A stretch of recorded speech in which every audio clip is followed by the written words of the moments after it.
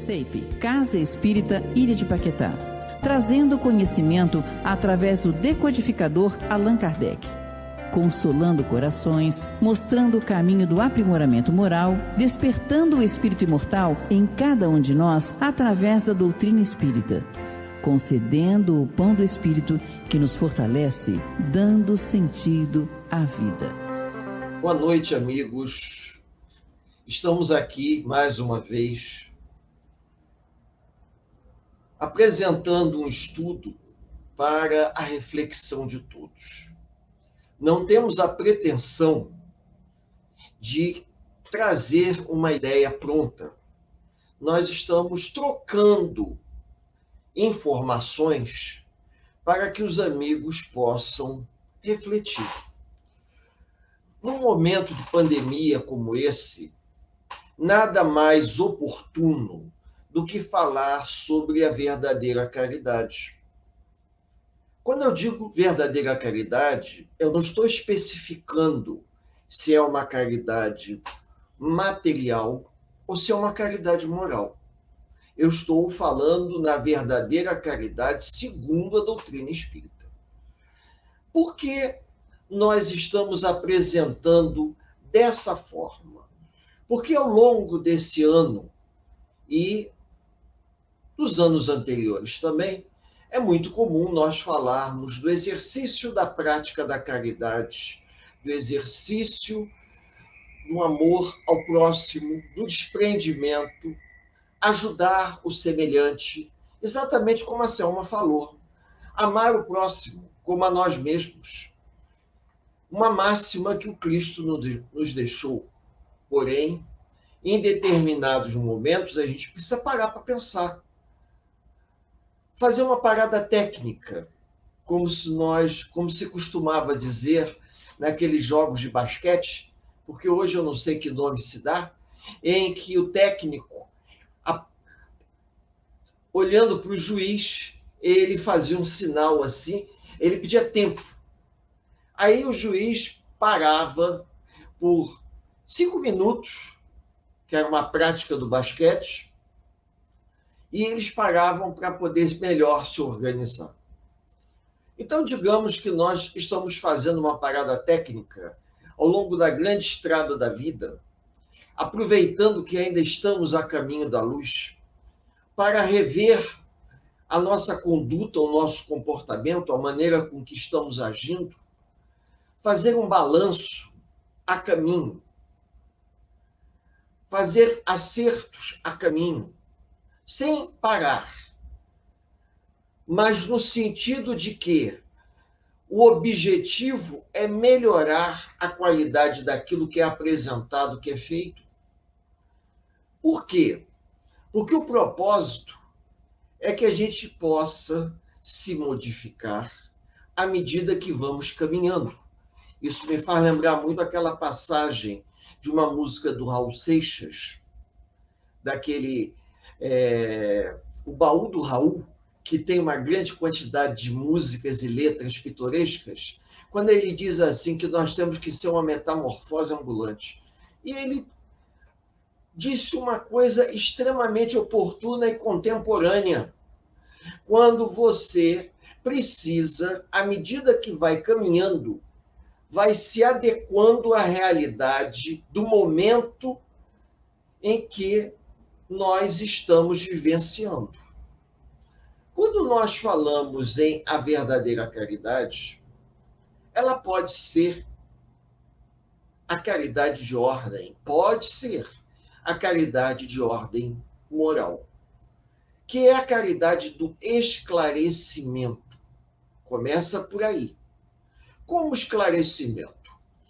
Quando nós temos chance de nos capacitarmos através de um estudo esclarecedor, nós vamos deter conhecimento que vai nos ajudar a enfrentar os momentos turbulentos da vida, como que nós estamos passando agora. E durante esses momentos turbulentos, nós vamos ter a consciência de que estamos vivenciando uma experiência dura, experiência essa que vai nos testar. Então, nosso sentimento, o nosso sofrimento ele vai ser diferente, porque você tem a plena consciência de que você é um espírito imortal, está encarnado, preso a um corpo de carne, vivendo uma experiência corpórea. E dentro das experiências corpóreas que faz parte do seu processo de evolução, você precisa passar pelo que está passando. Quando a gente tem essa consciência internalizada no nosso ser, fica mais fácil lidar com uma pandemia dessa natureza, porque a gente percebe claramente que essa doença ela é uma doença provacional. Porque se fosse para eliminar todos aqueles que estão abandonados à própria sorte, a quantidade de moradores de rua, a quantidade de pessoas em asilos, em hospitais, que não têm recurso nenhum, principalmente hospitais públicos, seria um prato cheio. Mas a gente observa que a pandemia, ela parece que me faz lembrar até aquelas pragas bíblicas, se eu posso mal comparar, lançadas por Moisés contra o faraó. Parece que escolhia a quem levar. E a gente se surpreende que a gente vê pessoas, às vezes, numa cama, num leito de dor, sofrendo, não pega a doença, desencarna por outra coisa qualquer. Embora muitos aleguem que é um desdobramento da pandemia, mas a gente percebe claramente que não. Alguns precisam passar por essa experiência e outros conviver com essa experiência. E quando nós vamos nos assenhorando de um conhecimento e de uma informação, isso dá um diferencial significativo no nosso olhar. Não que a gente não vá se precaver, não que a gente não vá, por exemplo, manter distância, evitar aglomeração, que a gente não vá se vacinar. Vamos fazer todos os procedimentos que o Ministério da Saúde adverte. Porém, a gente tem um olhar diferente. A gente nota que a doença ou os acontecimentos, eles são direcionados a determinados espíritos encarnados que precisam viver essa prova, essa expiação. Se nós tivermos que passar por isso, vamos passar. Mas a gente não será pego de forma desapercebida, porque a gente nota que quanto mais materializado o indivíduo, quanto mais preso à ideia da unicidade da existência corpórea, maior é o sofrimento. Porque o indivíduo acha que se ele morrer, acabou. Se a mulher dele morrer, acabou. Se o filho morrer, acabou. E nós sabemos perfeitamente que existe uma pluralidade de existência. E se Deus está nos colocando nessa prova, ou se nós aceitamos essa prova de bom grado, nós temos a possibilidade de reencontrar com os nossos entes queridos no plano espiritual ou numa nova existência corpórea. E isso vai atenuando o grau de sofrimento, o arrasto do sofrimento. A dor da separação imediata não vai atenuar, mas o arrasto do sofrimento vai, porque você vai encontrar a consolação através das palavras do Evangelho, através do Livro dos Espíritos, através das obras secundárias, dos grandes oradores que nos ofertam um conhecimento fabuloso através de ideias muito bem organizadas, que valem quase por um estudo sistematizado. A gente, às vezes, tem a oportunidade de ouvir uma palestra feita por um orador muito conhecido da mídia espírita, que o indivíduo parece que ele arruma o nosso pensamento e nos oferece ideias que vão nos libertar do sofrimento. Por quê? Porque ele começa a correlacionar o nosso sofrimento com a nossa desinformação. E à medida que nós vamos nos informando, à medida que nós vamos nos capacitando de um conhecimento libertador, nós vamos sentindo menos medo de enfrentar o desconhecido. Nós vamos sentir menos receio em passar por provas de tamanha grandeza, como a gente tem visto na televisão. Isso tudo vai ajudando? Claro que vai ajudando, porque o indivíduo ele vai se sentindo muito mais à vontade para lidar com o inesperado. Ele não vai se esquivar a ajudar. Ele vai tomar as medidas adequadas, ele vai parar e pensar: eu não vou poder fazer do jeito que eu gostaria, mas eu sei perfeitamente que eu posso ajudar de alguma forma. Então vou me unir às pessoas e vou tentar colaborar dentro das minhas possibilidades. Eu vou tentar ajudar não apenas através de uma ajuda material, mas também pela ajuda moral, a ajuda intelectual, a ajuda do esclarecimento. Porque vocês imaginem o seguinte: eu vou levantar uma situação hipotética, eu não estou fazendo nenhuma afirmação. Nós estamos tendo um grau muito grande, um número muito grande de desencarnes. Eu não posso afirmar que todos os companheiros que estão desencarnando estão se dando conta do que está acontecendo. O número de indivíduos que desencarnam sem saber o que está se passando de fato é grande. Se essas pessoas pudessem ter a bênção do esclarecimento libertador, sabendo que elas não estão morrendo, elas estão apenas desencarnando, isso representaria uma mudança muito grande.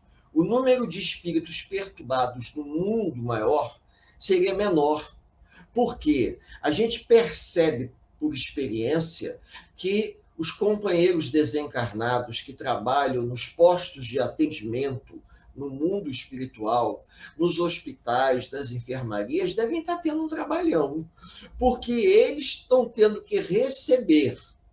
As casas espíritas não estão funcionando. Nós estamos auxiliando, creio eu, em desdobramento à noite, durante o sono, em tarefas de socorro assistenciais àqueles que desencarnaram e não sabem o que está acontecendo. Sabem apenas que entraram no hospital porque estavam se sentindo mal e não fazem a mínima ideia que desencarnaram.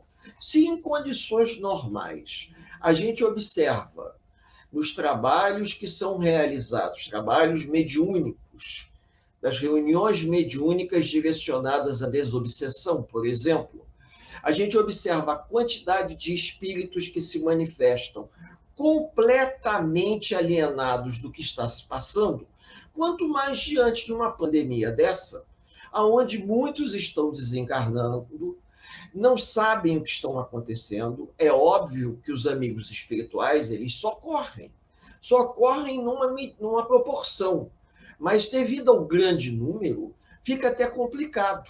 Então, muitos devem estar sendo recebidos no mundo espiritual, exatamente como naquele livro E a Vida Continua, aonde os espíritos chegam, são recebidos em enfermarias, em hospitais, em pronto-socorro, achando que estão aqui na Terra.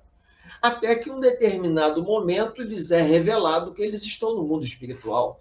Quem lê o livro de André Luiz E a Vida Continua sabe que a grande maioria dos internos daquele hospital não sabiam que haviam desencarnado. Como naquele livro do Bate-Papo com Além, de Silveira Sampaio. Ele não sabia que havia desencarnado.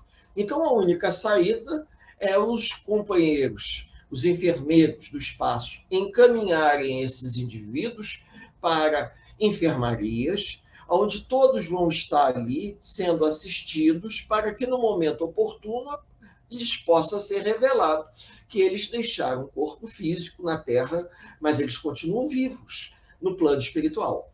Porém, esse intervalo de tempo, isso gera um certo tumulto na atmosfera mental das cidades, porque a grande quantidade de espíritos que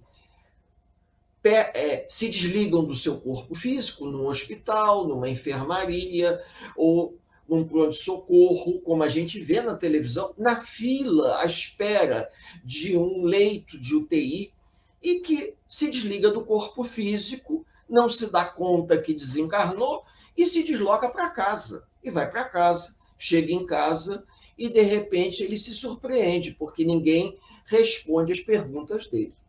O esclarecimento fraterno que a casa espírita pode oferecer é justamente de poder libertar esse companheiro desse equívoco, esclarecê-lo, dar a ele um direcionamento para que ele mude o seu padrão vibratório e perceba a presença dos amigos espirituais.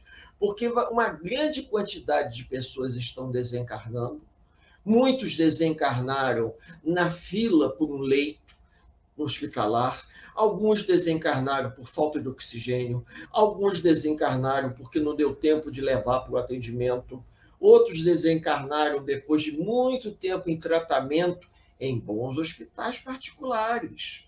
Então a gente está vendo que a doença ela está socializando, está pegando pessoas nas diferentes camadas da nossa sociedade, artistas, homens públicos, pessoas simples, mas a gente precisa pensar que todos precisam da ajuda consoladora. E quando a casa espírita não está funcionando, as reuniões não acontecem, as pessoas se reúnem numa live e leem o nome das pessoas doentes para que elas recebam a irradiação do pensamento, isso também é válido, no intuito de tentar despertá-las. Porque, como o André Luiz viveu a experiência, e é a melhor experiência que a gente pode dizer, que ele permaneceu 8 anos no umbral e Clarencio estava ao lado dele tentando se comunicar, mas André Luiz estava tão preso aos sentimentos materializados da Terra que André Luiz não percebia a presença de Clarencio.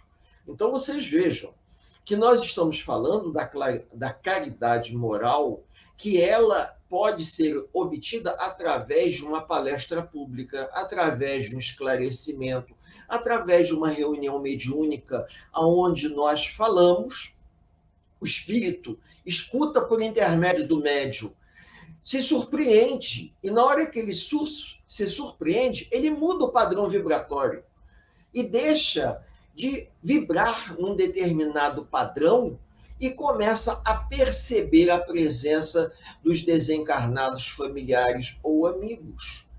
Essa mudança de conduta mental é uma coisa intransferível. Você não tem como forçar o outro. O outro muda por ele próprio, mas se ele recebe a informação doutrinária esclarecedora, isso é uma bênção, é uma dádiva que a casa espírita oferece. E eu tenho o pressentimento que mesmo que todas as casas espíritas voltem a funcionar como antes, o trabalho das lives nas casas espíritas vai continuar. Pelo menos numa reunião por semana vai continuar. Porque a gente percebe a grande importância que isso está se estendendo àqueles que não podem se deslocar até a casa espírita. Um indivíduo que está num leito em sofrimento não tem como se deslocar, mas ele tem condições de pegar o seu celular, ou um familiar tem condições de pegar o celular, sintonizar no canal e colocar naquele horário para que ele possa ouvir. Então, nós podemos estar próximos a uma pessoa acamada na própria ilha de Paquetá, mas que não pode se deslocar até a CEIP, no hospital, em um hospital, em uma enfermaria, desde que a pessoa possa estar com seu celular. Pessoas amigas que a gente sabe que estão acamadas e a gente informa, como foi dito aqui no início, quando a Selma falou de nós enviarmos os links, as pessoas podem, através dos links, em qualquer lugar, ela pode ter acesso, até em outro país. Ela pode estar agora, por exemplo, em Portugal, vamos levantar uma hipótese, e ela pode se sintonizar o horário vai ser diferente, mas ela pode se sintonizar e estar assistindo a gente nesse bate-papo amigo. Não é uma palestra, é um bate-papo amigo, com o objetivo de levar esclarecimento, de levar uma elucidação, até para que a pessoa se interesse e possa, por intermédio da própria do próprio chat de pergunta, dizer como é que eu posso obter mais informações sobre esse assunto. Aí a gente vai responder, olha, você pode consultar o Livro dos Espíritos, o Evangelho, ou uma determinada obra em particular, e o indivíduo ter acesso a isso. É uma forma de divulgação da doutrina para aqueles que não podem se deslocar, ou por estarem doentes, ou por algum tipo de comorbidade, ou nesse caso da pandemia, mas eu percebo que as casas espíritas vão manter esse canal para que aquelas pessoas que se tornaram, digamos assim, ouvintes, né, teleouvintes do nosso encontro, elas possam acompanhar e receber informação. Porque eu considero uma grande bênção, não apenas para aqueles que estão ouvindo, mas para nós que fomos convidados a fazer o estudo, de conseguir organizar o pensamento a ponto de lembrar a todos que nós nunca estamos sozinhos. E pelo fato de nós não estarmos sozinhos, assim como eu posso estar acompanhado de um companheiro desencarnado que está coordenando o meu pensamento para falar para os amigos, alguém que nos escuta pode ter ao seu lado um companheiro desencarnado que precise ouvir isso. Então, eu considero isso algo fundamental, uma bênção. Então, vejam, a caridade de uma palavra, a caridade de uma palavra que leva consolação. Quem não se lembra daquela passagem, que foi uma passagem de demonstração de fé, aonde Cornélios, centurião romano, chega para o Cristo e diz a ele, Senhor, eu fui acostumado a obedecer ordens e eu não me sinto à altura de recebê-lo em minha casa. Eu tenho um servo doente que eu gostaria muito de poder ajudá-lo. Se o senhor disser uma palavra em prol desse servo, eu acredito que a sua palavra há de curá-lo. E Cornélios vai ter a grata surpresa de ver que seu servo foi curado pela energia emitida pelo Cristo à distância. Quando ele diz, Senhor, eu não sou digno que entre na minha casa, mas se disser uma palavra, meu servo será curado.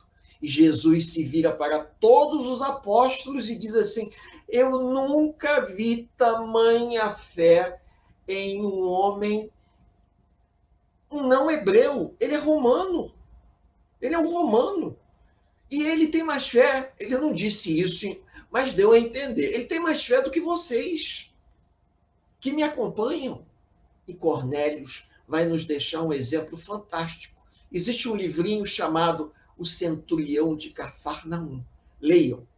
Eu tenho quase certeza que a biblioteca da CEIP deve ter um exemplar para emprestar. Se não, comentem que a gente pode, por intermédio da Selma, mandar um exemplar para os amigos consultarem, porque é muito interessante. Eu acho até que deve existir esse livrinho em download free para vocês baixarem da internet, para vocês poderem ler e verem quanto o testemunho de uma fé raciocinada pode nos ajudar.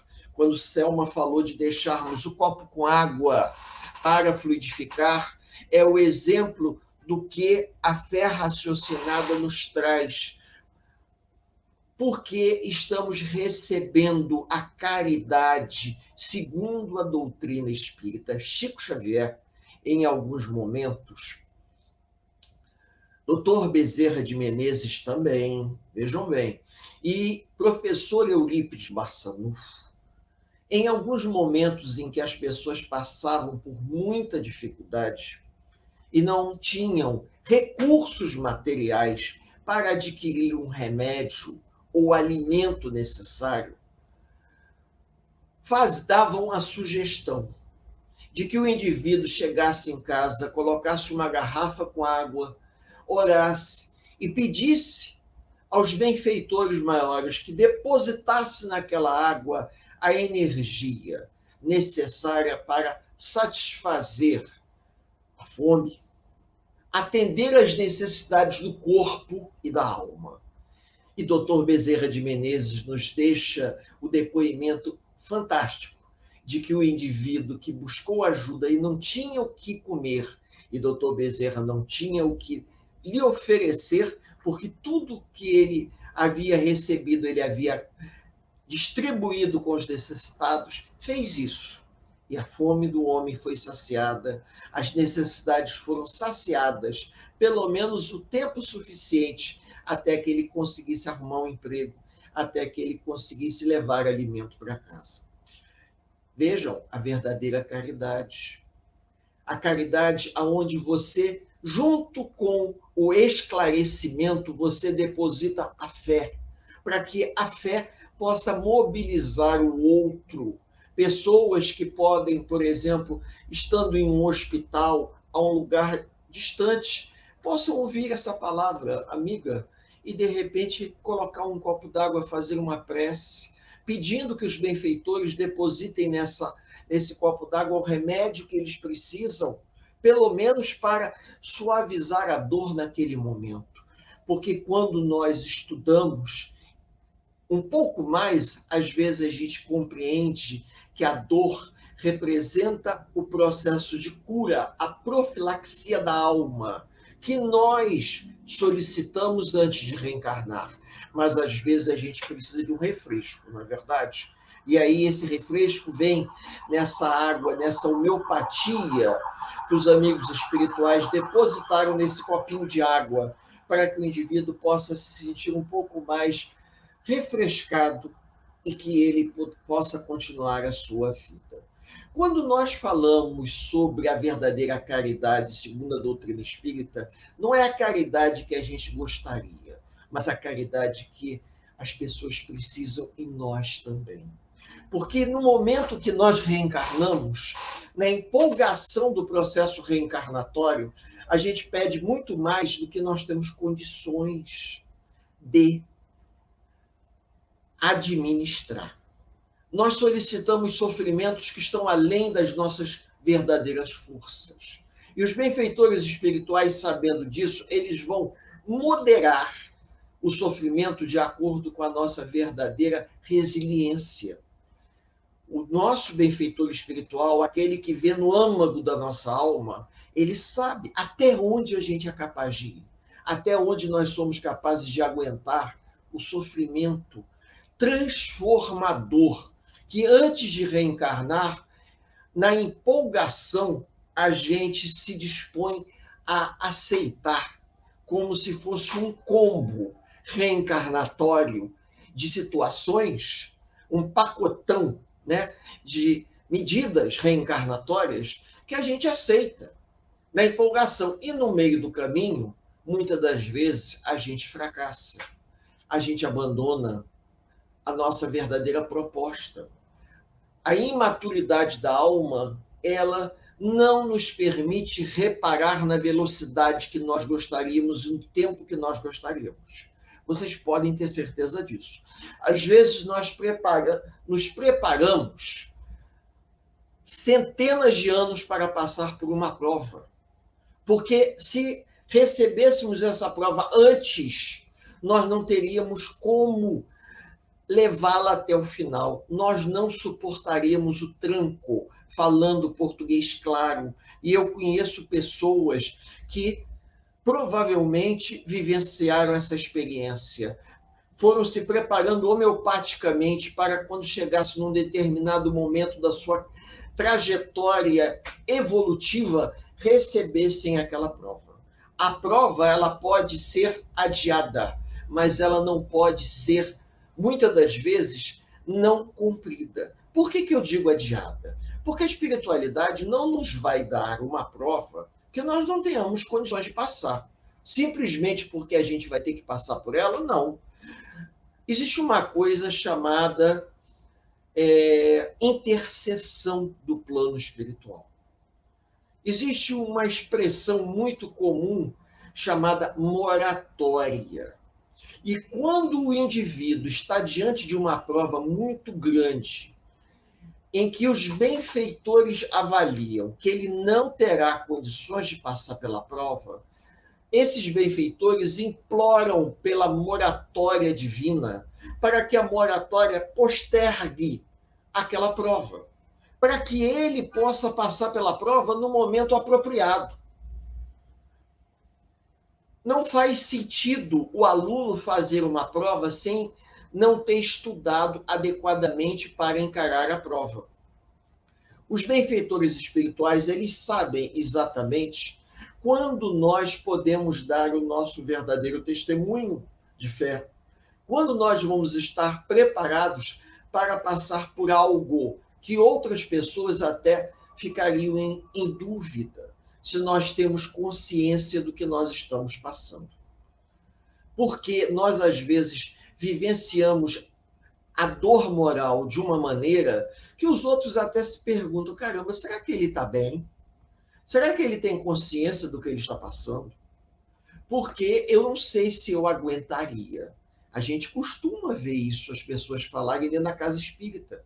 O indivíduo, ele dá uma prova silenciosa, um testemunho silencioso de resignação fantástico. Eu não passaria pelo que ele passou, do jeito que ele está passando. Por quê? Porque ele se preparou adequadamente. Olha aí a consolação, a caridade vista pela doutrina espírita. Essa é a verdadeira caridade, aquela em que os benfeitores espirituais, eles vão avaliar o indivíduo e vão dizer o seguinte, agora ele está preparado para passar por essa prova. Mas antes ele não estava. Vou citar um exemplo prático. As pessoas às vezes gostam de exemplo prático. No livro Memórias de um Suicida, de Dona Ivone Pereira do Amaral, Camilo Castelo Branco, ele vai parar numa região provacional por ter cometido suicídio. E junto com outros companheiros que fazem parte do mesmo grupo, que ficam na mesma enfermaria, que também haviam cometido suicídio, cada um do seu jeito. Não vem o caso a forma. E esses companheiros são levados a um processo reencarnatório. Camilo Castelo Branco, quando ele começa a ver o grau de resiliência que ele teria que ter para passar pela prova, ele prefere dar um passo atrás, porque essa opção lhe é oferecida e ele pede exatamente que a sua reencarnação seja adiada. Ele gostaria de se capacitar, ele gostaria de estudar mais, fazer todos os cursos que o Hospital Maria de Nazaré pudesse oferecer a ele, e ele gostaria de ter exatamente a sua prova reencarnatória postergada para mais adiante, para que ele se sentisse mais forte, ele se sentisse mais confiante. E, curiosamente, alguns companheiros dele, que também estavam todos juntos naquela aventura terrível, se sentiram fortes o suficiente para encarar logo de cara a prova reparadora. Enquanto Camilo Castelo Branco permaneceu 52 anos no plano espiritual, se preparando para reencarnar, e nesse intervalo de tempo ele ditou a obra Memórias de um Suicida para a Dona Ivone Pereira, que ela anotou tudo e nos ofereceu essa obra fabulosa, outros reencarnaram mais rápido. Por quê? Isso vai de acordo com o grau de amadurecimento do espírito. Embora eles tenham cometido suicídio por questões diferentes, no âmago de cada um traz uma experiência de vida. E a experiência de vida de um é diferente do outro. Embora todos tenham cometido suicídio, naquele grupo haviam alguns mais fortes do que outros. Apesar deles terem as suas fragilidades, eles se sentiram mais assim mexidos e acabaram aceitando de bom grado reencarnar primeiro, enquanto que Camilo Castelo Branco não, preferiu permanecer um pouco mais, implorando pela misericórdia do alto, para que a misericórdia lhe concedesse um tempo maior para melhor se preparar. Vejam bem, melhor se preparar. Então, nesse caso, o espírito teve a intercessão para que ele pudesse reencarnar mais preparado, uma vez que ele tinha consciência de que quando ele retornasse, ele teria que passar por grandes dificuldades, provavelmente de ordem moral e algumas de ordem material. Está na cara isso.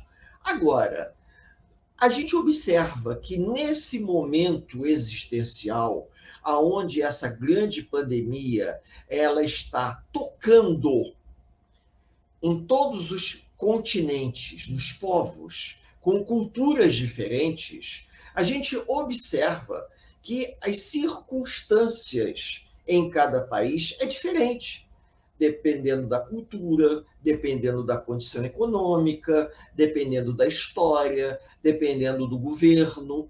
Há uma combinação de fatores que levam, por exemplo, a pessoas sofrerem mais e outros sofrerem menos. Alguns aceitarem de bom grado isso e outros se rebelarem. Quando a gente recebe o esclarecimento da doutrina espírita, a gente se sente mais confortado, porque a gente sabe que se acontecer alguma coisa, se nós, dentro da nossa família, alguém vier desencarnar, é porque fazia parte de uma programação. A gente não vai acusar ninguém de descuido. Fulano foi descuidado, abusou.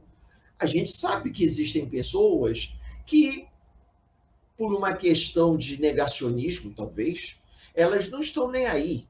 Mas a gente sabe também que, se fosse por conta disso, muitos outros já teriam morrido, até pelo abandono que se encontram diante da vida.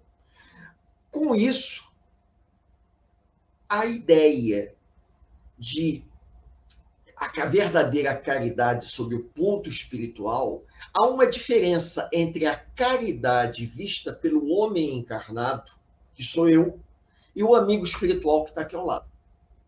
O amigo espiritual que está ao meu lado e que provavelmente nós temos um amigo ou dois ao lado de cada um que está nos ouvindo, ele enxerga a caridade sob um prisma completamente diferente. Ele vai ver a caridade como uma necessidade evolutiva do espírito. E dentro dessa necessidade evolutiva do espírito, às vezes, os amigos espirituais eles nos levam a passar por situações para o nosso crescimento.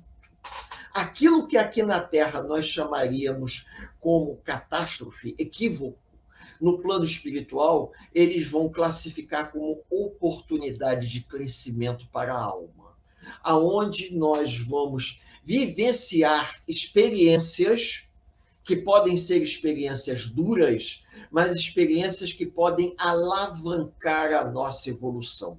Só para vocês terem uma ideia, há momentos que, dependendo do tipo de prova que o indivíduo vá passar, se ele aceitar de bom grado uma vida, uma enfermidade que o leve a uma prova ao longo de toda a encarnação, ele vai ter um mérito diferente do que se ele suportar uma prova moral ao longo de toda uma vida.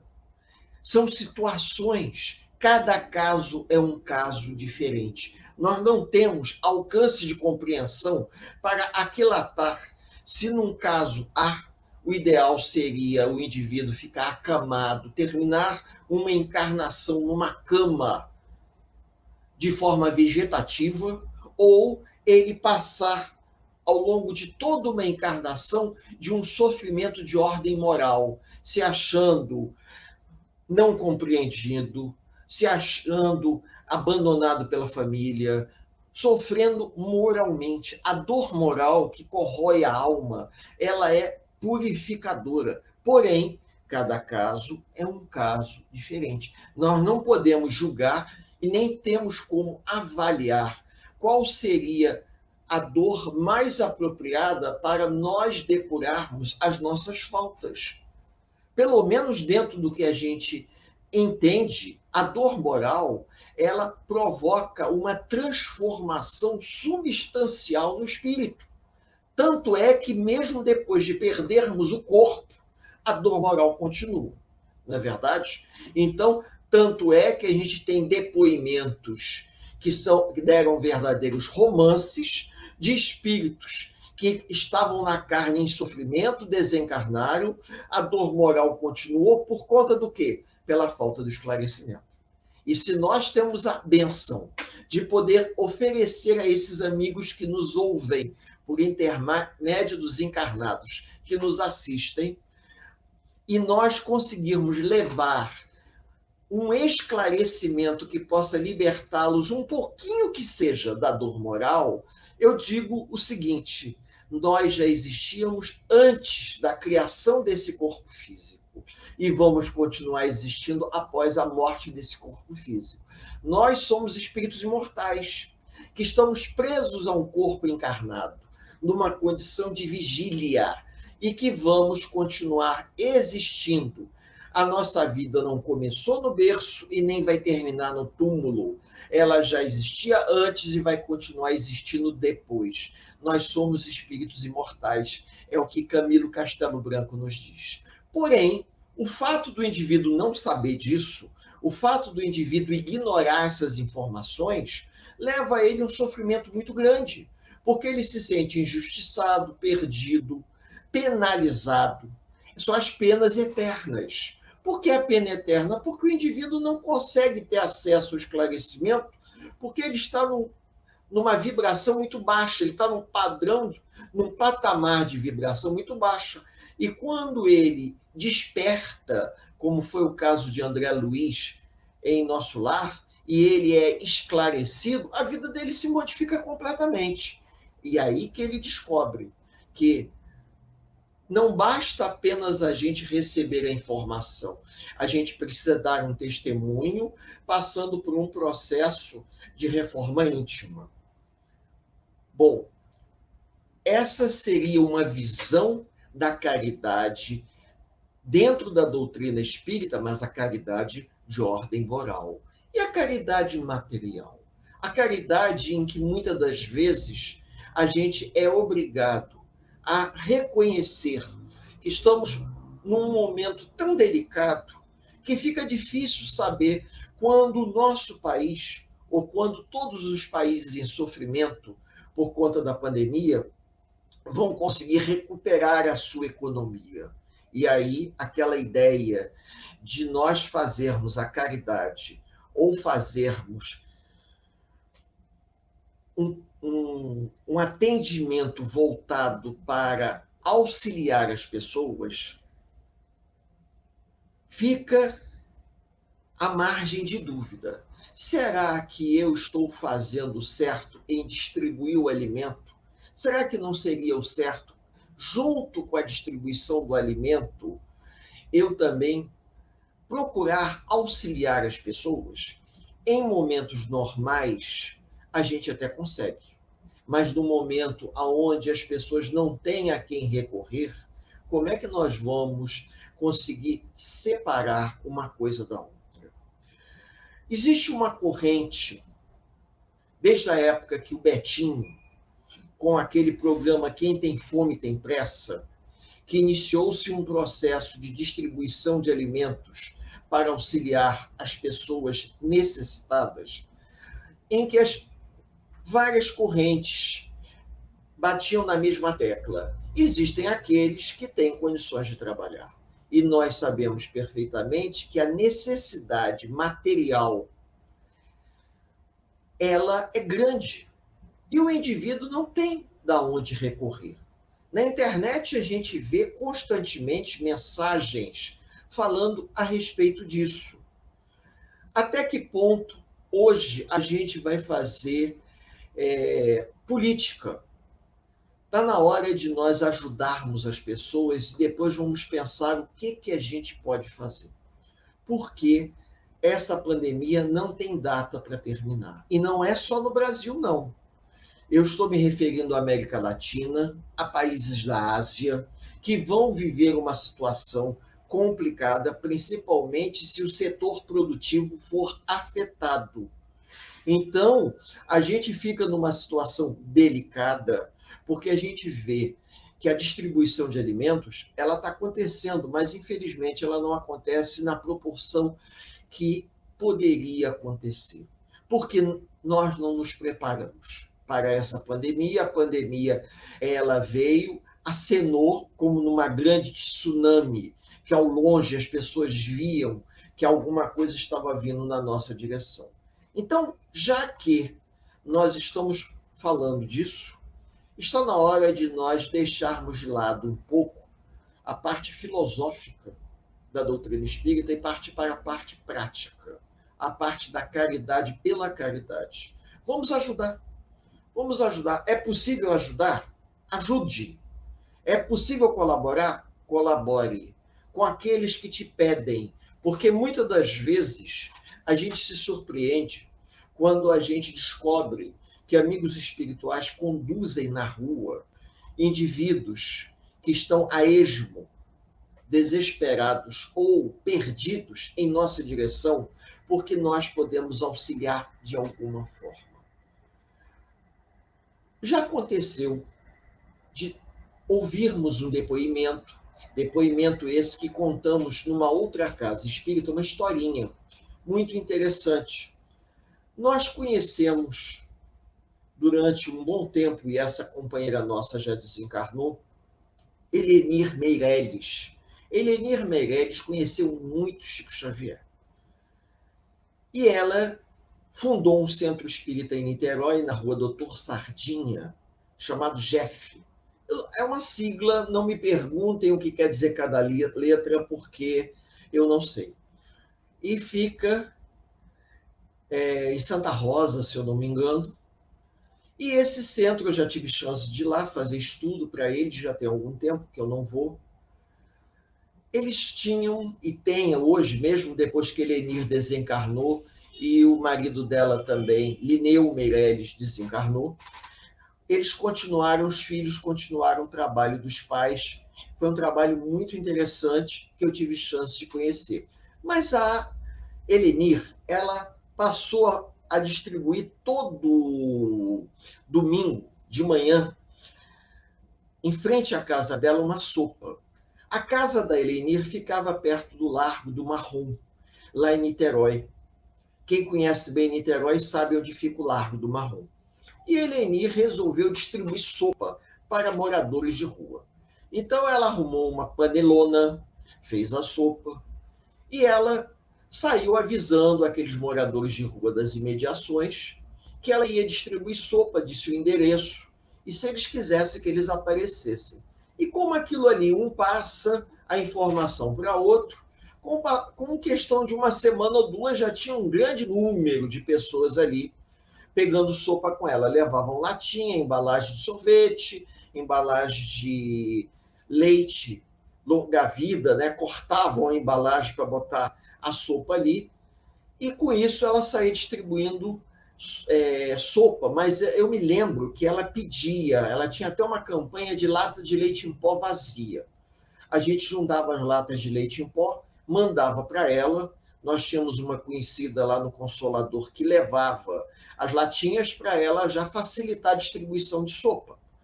E ela nunca se preocupou, a Helenir, se ela estava... O fato dela estar distribuindo sopa, se aquilo iria influenciar na vida daquelas pessoas. Ela resolveu que ela ia fazer aquilo. Ia distribuir a sopa porque aquelas pessoas precisavam de uma ajuda. Assim foi. Só que chegou um determinado momento que ela começou a ficar muito sobrecarregada do trabalho da distribuição de sopa. Era ela sozinha, passava o domingo inteiro, aquela panela de sopa no fogão, ela ia lá, esquentava, aí já aparecia alguém, ela ia, enchia as latinhas e distribuía. Aí ela resolveu fazer o seguinte, ela resolveu estabeleceu um horário para começar e um horário para terminar. E ela fez um cartaz e botou lá na porta da casa dela, dizendo o seguinte: olha, agora avisou a eles, agora tem hora para terminar. A partir de 11 horas eu começo a distribuir a sopa e quando for em torno de 15 horas, 3 e meia, eu estou parando de distribuir sopa. Eu não posso ficar presa aqui no domingo, ficar encostada no fogão o dia inteiro por conta de vocês. Avisem aos outros para chegarem cedo. E assim foi. Ela fez a distribuição, retirou lá a mesa que ela colocava, onde ela botava, apoiava a panela, ela esquentava a panela e levava a panela até no portão da casa para facilitar a distribuição, para eles não terem que entrar no jardim. E quando ela já tinha recolhido tudo, apareceu um senhor idoso com uma lata pedindo sopa. E ela disse para ele: meu senhor, o senhor não está lendo o que está escrito ali, não? Já tem umas 2 semanas que agora nós temos horário para terminar. Então, eu tenho horário, eu não posso ficar preso o dia inteiro por conta de vocês. Que o homem abaixou a cabeça e voltou andando. Quando ela estava guardando as coisas, ela disse para mim, e ela fez uma palestra no Consolador, porque depois eu escutei ela contar essa história e fui conversar com ela. Ela fez a palestra, contou e depois eu fui lá conhecer a história em detalhes. Ela disse que quando estava guardando a panela e guardando as colheres, aquelas conchas imensas, ela escutou perfeitamente uma voz dizendo para elas: que caridade é essa que você faz e que você determina a hora que você vai terminar, se na verdade sou eu que trago os necessitados até aqui para que você os ajude, porque junto com eles vêm desencarnados que são recebidos pelos amigos do mundo espiritual que ficam aqui nesse posto de atendimento na porta da sua casa.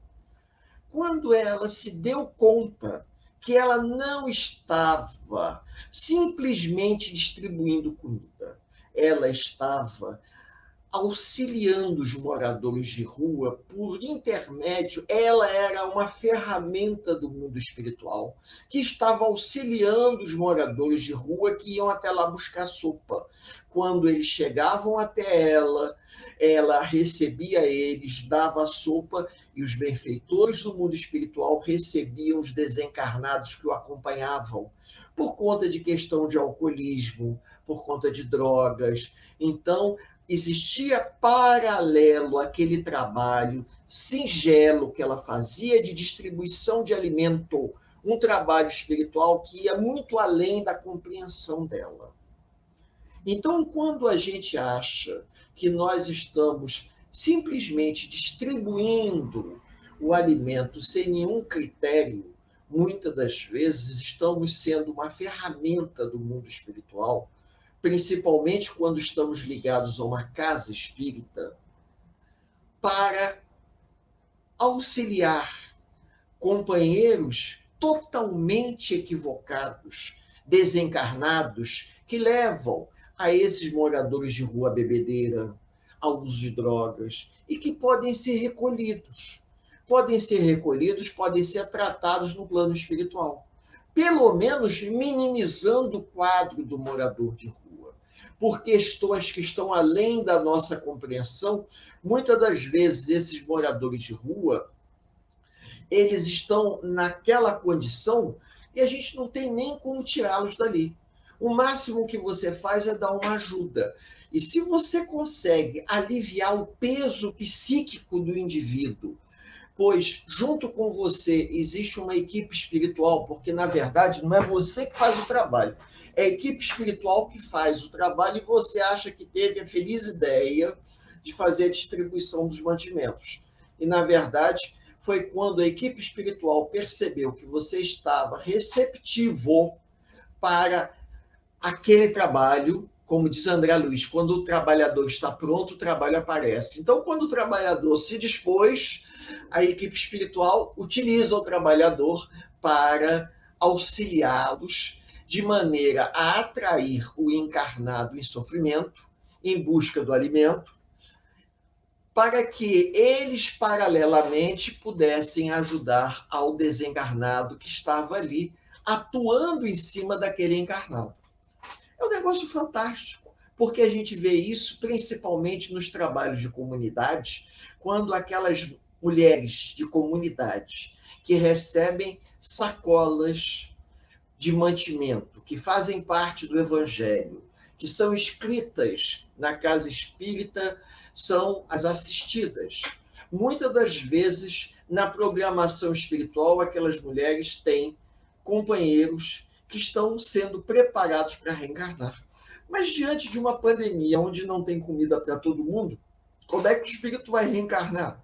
Como é que a família vai sobreviver? Vai ser mais difícil ainda. Porém, se essa família estiver ligada à casa espírita, estiver recebendo uma sacola de gêneros básicos, que seja uma sacola mais simples possível, já é viável o processo de reencarnação dele, porque ele não está desassistido. Ele se encontra assistido pela casa espírita, porque o seu processo de reencarne está sendo programado pelos amigos espirituais. Então, às vezes, a gente se surpreende quando descobre que nós não estamos fazendo nenhum tipo de proselitismo, que nós não estamos fazendo nenhum tipo de distribuição de mantimentos com outra finalidade, a não ser que seja ajudar. Se as pessoas não fazem um bom uso da ajuda que elas recebem, isso é problema delas. A gente tem que ter a consciência de que, se você está andando na rua a esmo, indo para o teu trabalho, voltando do trabalho, e uma pessoa te aborda pedindo algum tipo de ajuda que você possa fazer, por que não fazer? Porque eu já tive chance de observar que aquele morador de rua pede a alguns, mas não pede a outros. Como se ele fosse encaminhado pela espiritualidade para pedir a determinadas pessoas, até com uma forma de flexibilizar o indivíduo. Não vai ser 5 ou 10 reais que vai tornar a gente mais pobre, e nem 5, 10 reais que vai torná-lo o morador de rua mais rico, mas vai ajudá-lo a comprar um lanche, uma quentinha, e com isso ele vai sobreviver mais um dia. Vejam, é complexo entendermos a dimensão da verdadeira caridade sob o ponto de vista espiritual, que para podermos entender, nós teremos que estar desencarnados, para podermos ver a grande diferença que existe entre praticar a caridade na condição de encarnados na Terra, com uma cartilha embaixo do braço, que é o Evangelho segundo o Espiritismo, ou o Livro dos Espíritos, e praticar a caridade no plano espiritual enquanto desencarnado, percebendo qual a verdadeira ajuda que aquele indivíduo precisa. Porque nem sempre a verdadeira ajuda que o indivíduo precisa é aquela que a gente acha que deve dar. Na condição de encarnado, a gente tem uma lupa de visão. Mas já na condição de desencarnado, a gente vai ter uma visão muito mais apurada. Por isso que é importante termos a presença do benfeitor espiritual aqui ao lado, porque ele vai nos soprar no ouvido o que nós devemos fazer. Embora muitas das vezes a gente até duvide. A gente custa. Nós somos resistentes quando ele nos convida à verdadeira caridade. Que a mão direita ajude sem a esquerda saber quem você está ajudando, para que você possa ajudar sem ver a quem. Porque muitas das vezes o indivíduo se encontra num quadro de desequilíbrio que você dá o dinheiro para ele comer, mas ele não come. Ele pega esse dinheiro e usa para fazer outra coisa. Mas não cabe a gente julgar. Cabe a gente tentar fazer a nossa parte. E é a verdadeira caridade sob a ótica espírita. É aquela caridade aonde nós compreendemos, na essência, que cada um que se encontra aqui, nesse plano encarnado e provavelmente no plano desencarnado, temos que fazer a nossa parte até onde é possível ser feita. Eu desejo a todos os amigos que nos ouvem nesse momento um final de noite de paz e de luz, que os benfeitores espirituais que nos cercam possam nos abençoar a todos nos dois planos da vida. A Casa Espírita Ilha de Paquetá, CEIP, agradece a presença de todos. Deseja que tenhamos uma excelente noite de sono reparador, com descanso do corpo físico. E que nosso espírito possa emancipar-se em missão de trabalho no bem ou em estudos em esferas espirituais mais elevadas. Se você gosta do nosso trabalho, inscreva-se no canal, dê seu like e compartilhe com amigos para que mais e mais pessoas possam ter acesso à nossa doutrina consoladora. Divulgar o Espiritismo também é caridade. Fique com Deus e que a paz de Jesus vos guie.